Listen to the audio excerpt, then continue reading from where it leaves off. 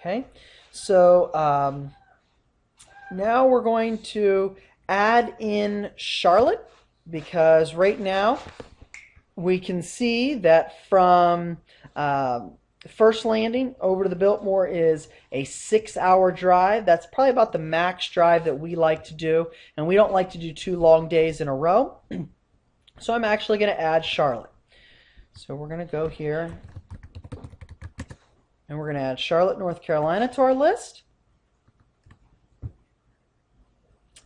And one of the things that I want you to notice here is, okay, so we went and it added it in order. So it added it from going from Virginia Beach to Asheville. It noticed that Charlotte was in between them, so it added as 0.5 to 0.6.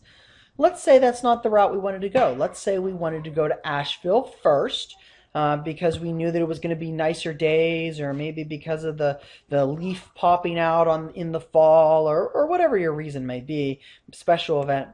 You can switch these in 2 different ways. You can either grab it, see how I got the crosshairs, and drag it to be below Biltmore, and then it'll switch them. Or you can use these arrows, and you can just click it up and click it down. One thing that I have noticed is sometimes when you add a stop, even though you don't intend for it to be at the end of your list, it will sometimes add to the end of the list and you have to move it into the right location. I found that especially true when you're doing a loop type of trip. It will oftentimes do that. Alright, so we've got the Biltmore in there. We're going to move Charlotte back down because we're going to go to Charlotte next, because what I didn't tell you was I have a reason for that. I have a reason for that is because we needed to kill a couple days between going to Virginia Beach and coming to Charlotte, let's say over Memorial Day, or let's say over Columbus Day, because we're going to go to a NASCAR race. So not only do we add Charlotte, but we're going to add 2 things in Charlotte. First thing is we're going to add a campground. And the first campground we're going to add here is the one that I've stayed at before. We've stayed at here before, Charlotte Fort Mill. You can take a look at that full review. So I'm going to go ahead and add that to the trip. Once I've got that added to the trip, I'm going to take out Charlotte so I don't clutter it up. And then we want to find for Charlotte Motor Speedway. Okay, so we're going to say things to do, and it could be under all kinds of different things, but let's say it might be under sports. Let's check sports in the area. Well, let's see, what do we got? We got a golf course. We got Bank of America Stadium. So it's actually not under sports. So let's see. What else could it be under? Maybe amusement? I don't know what it's under. I should have looked at that. I know I can search for it. Nope.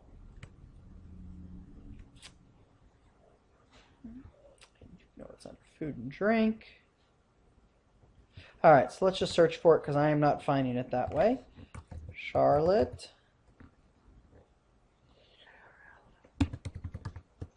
Motor Speedway. There it is. They have it under Sports Fan. It does under Sports Fan and Food and Drink. I don't know why I couldn't find it there. But we're going to add a race to the trip. Now when we zoom out a little bit, you notice that it put that at spot number 6. And we're staying down here at 7. So we actually want to move, in my opinion, you want to move that up. That way you have that on and then that on. Okay, so let's go back over here to campgrounds. Let's turn our campgrounds off. Let's turn our things to do off. Make sure they're all turned off. Okay, good. You can always collapse this down so you can see more of your map. Okay. All right. So then we come down here and we're going to add from 6 to 7. Let's go back over to Trip Manager, and you see from Charlotte Motor Speedway down to Florida, we're still looking at 8 hours. That's still a long drive. You could do it in a day. But we're going to add one other great stop. This is one of our favorite places to go. I'm going to add James Island County Park. This is in the Charleston area. I will tell you, this is absolutely one of the best, hands down, campgrounds we've ever stayed at. And we're going to look here under campgrounds. It's actually a public campground. And let's see if it shows up, or is it not going to show up? Maybe it's private. It's not going to show up, but I can tell you there is a campground there, and it is by far one of the nicest campgrounds we've ever stayed at.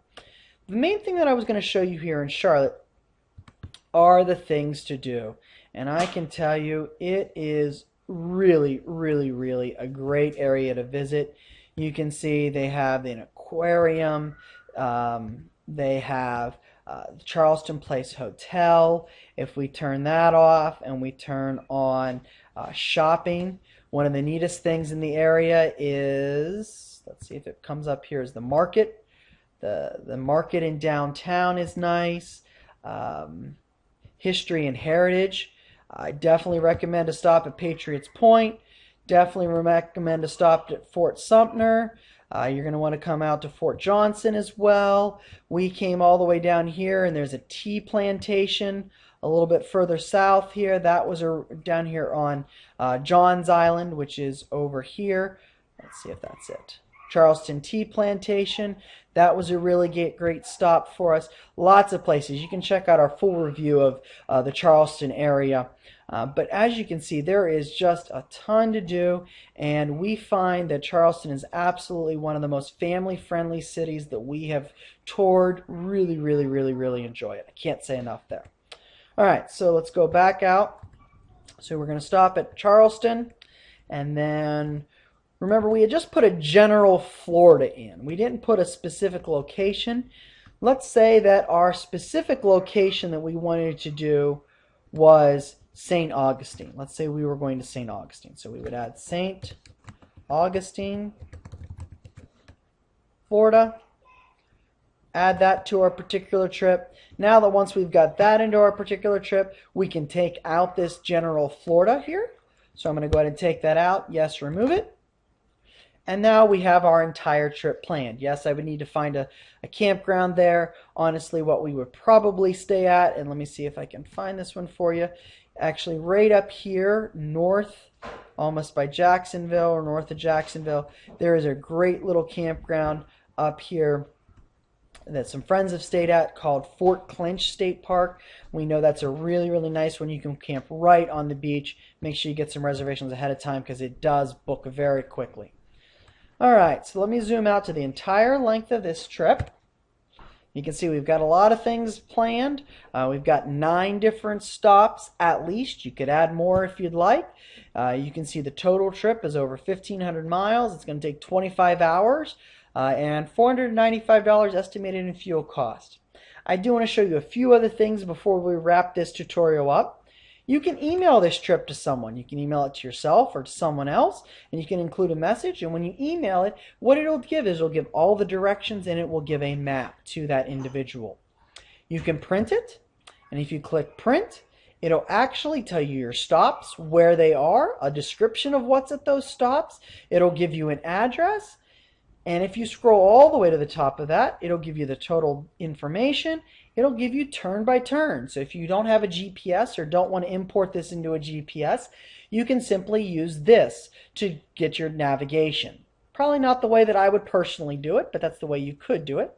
Let's say you are going to import these into a GPS and you're going to go onto your GPS and you just want to plug them in. Rather than going this whole route, if you come down here to the stops, you can get the quick information. It'll give you websites, it'll give you phone numbers, and then all the way at the bottom it will print a overview map as well.